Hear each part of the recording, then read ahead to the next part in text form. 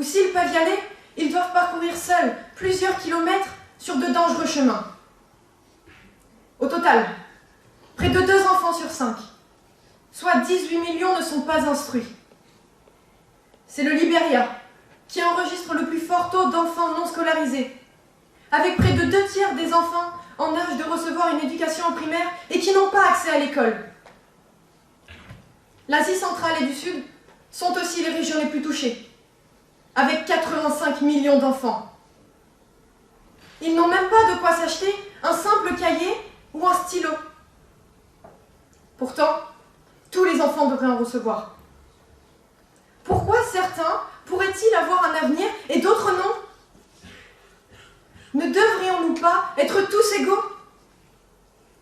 Tous ces enfants devraient être mis sur un piédestal. Et que font les pays étrangers? Ils réduisent ces pauvres innocents au rôle d'esclaves et les privent de leur éducation.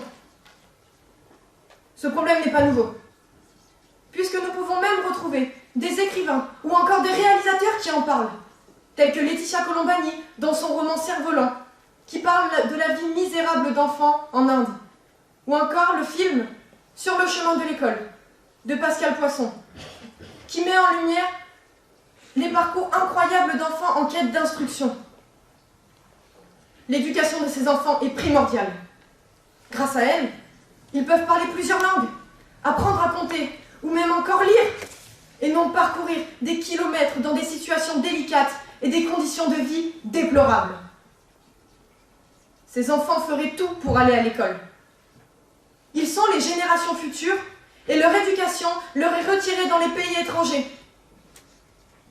Il est inconcevable qu'aujourd'hui, un enfant ne prétende pas à l'éducation. Tous les pays doivent axer leur politique sur celle-ci, afin que cette jeune génération puisse continuer à grandir et ainsi devenir des citoyens à part entière. Je vous remercie de m'avoir écouté, Monsieur le Président, Mesdames et Messieurs les jurés.